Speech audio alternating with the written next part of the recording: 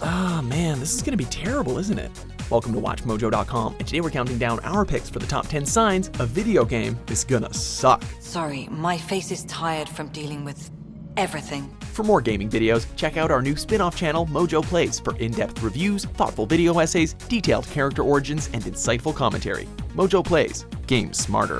For this list, we're taking a look at various warning signs within the gaming industry that foretell certain doom for a specific game.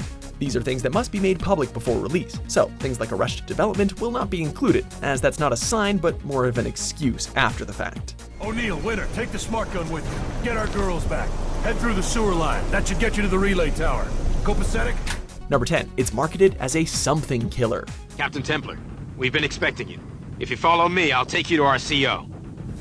You hear all the time in marketing and preview content that X game is a World of Warcraft killer. This game will completely usurp Overwatch. If you liked PlayerUnknown's Battlegrounds, then you'll love X game, and so on and so forth. The only problem is these games are usually terrible. The marketing team knows full well that name-dropping a highly successful franchise will immediately grab a viewer or reader's attention, and then they only need to make a vague promise about how their game is just so much better, and they're pretty much golden. If something is marketed as the killer of an already popular game, you know they probably have no new ideas. There's no place more dangerous than between our guns. Number 9, developer changes. If a game changes teams midway through development, cancel your pre-order. It usually means that the process has been a nightmare and that there have been a host of behind-the-scenes problems getting in the way of development. Case in point, Duke Nukem Forever. 3D Realms served as the game's original developers, but that turned out to be crap. After downsizing, Gearbox Software finished the product with help from a few ex-3D Realms employees, and we all know how that turned out. Similarly, Aliens Colonial Marines was created by a hodgepodge of teams, including, Gearbox, Nerve Software, and Timegate Studios. It's not always a bad sign, but it usually indicates a lot of problems. What about the game, Duke? Was it any good?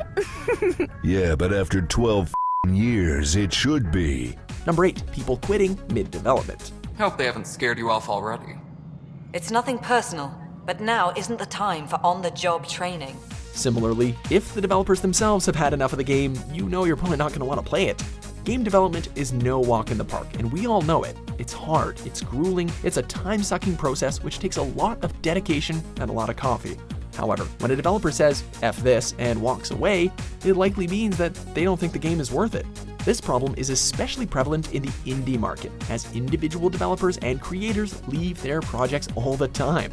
Of course, there are exceptions to the rule, but if you hear of developers leaving, you might want to stay clear. That is until the reviews come in. Alec promised a lot. None of it panned out. That's what you're up against. Why people won't trust you. Why I don't trust you. Number 7, it's a dark and gritty reboot of a family-friendly series. We don't know what it is with family-friendly games going dark and edgy, but what we do know is that they suck. There's really nothing wrong with being a family-friendly series. Characters like Mario have been reaping the rewards of staying within the childish realm for years. Other quote-unquote childish franchises and characters like Sonic, Bomberman, Spyro, and even Mickey Mouse have all gone through a bit of an edgy teenager phase. And like real edgy teenagers, they just come across as cringeworthy rather than cool. We get trying to evolve with your aging audience like Harry Potter did, but Harry Potter, these games are not.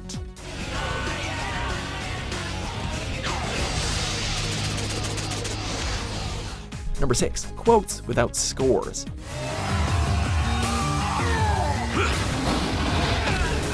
You have doomed yourselves.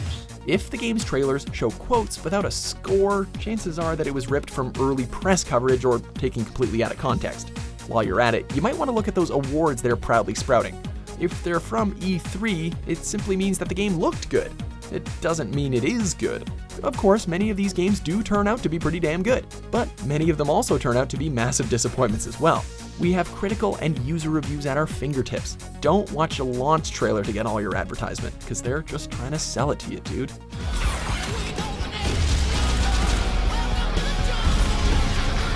Number 5, the focus is on graphics rather than gameplay. We have made contact.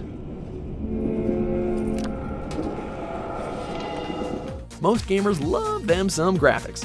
Some people spend well over $1,000 on their gaming PC, and there are console upgrades like the Xbox One X, which provide players with a more stimulating visual experience. However, like we all know from the movies, good visuals do not make good content. The visuals are meant to enhance the experience, not make it. Therefore, if a publisher is trying to market the game through its graphics alone, it usually means that the game itself is a little bit shallow. Remember how great No Man's Sky looked? Yeah, you notice how there was little more than scenery admiration? Graphics are nice, but gameplay is king.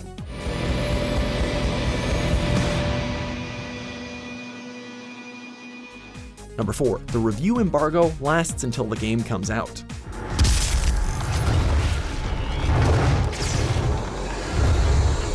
If review copies are not given out, or if the embargo is lifted after the game releases, or the very day of, chances are that this is not a great sign. Of course, tons of companies employ this tactic. Bethesda recently instigated a no review copies policy, and most of their games are doing quite well. However, there are exceptions. As with movies, the lack of an embargo means that the game will probably suck. More often than not, it means that the publishers have little faith in their own game, and as such, they want as much money as possible before word gets out about how good it is.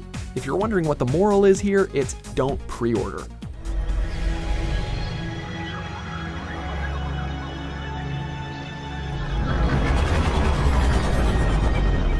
Number 3, it's a movie tie-in game.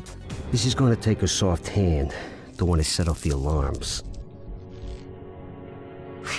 If the game has the exact same title as an upcoming movie and features the movie's poster as its cover art, that's not a good sign. In fact, it's a terrible sign. While it doesn't seem to be as much of a problem anymore because they don't make that many of them, movie tie-in games were the bane of a gamer's existence back in the day. Remember LJN? Ugh. While there have been a few decent tie-in games, most of them are nothing but rushed, sloppy, and subsequently terrible experiences that are not GoldenEye 64. So, unless it is GoldenEye 64, you should probably stay away.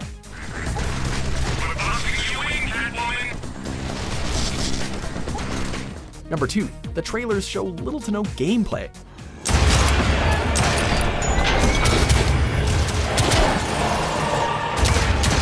Showing off the graphics while playing a bit of the game is one thing. Showing no gameplay at all is something else entirely. While Rockstar seems to adhere to the show no gameplay philosophy, they're basically the only company that gets away with it, and their cutscenes are in-game, so that's one thing. They also have brand recognition up the butt. If it's any company other than Rockstar and they aren't showing you physical gameplay in the trailer, it's a good sign that the game might suck.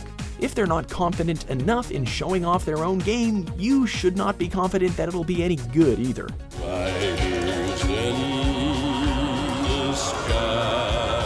Number 1, over-marketing. Like 18 quintillion planets. 18 quintillion planets. Marketing your game is perfectly fine. In fact, it's basically necessary. It's a way to get the name out there, it builds recognition, and it provides prospective players with a hopefully tantalizing glimpse of the game and its world. But then there's over-marketing, and that's never really a good sign. These games not only show trailers, but the developers go on talk shows, they advertise all the cool microtransactions and pre-order bonuses, and they constantly mention how amazing the game is on social media. Not only does this usually mean that they're trying to overcompensate for a game and not let it speak for itself, but it also generally leads to nothing but disappointment. After a time, the hype exceeds the reality. You know, I thought Morgan Freeman was God. You're actually my second God that I'm having on the show. Do you agree with our picks? Check out these other great clips from WatchMojo and subscribe for new videos every day.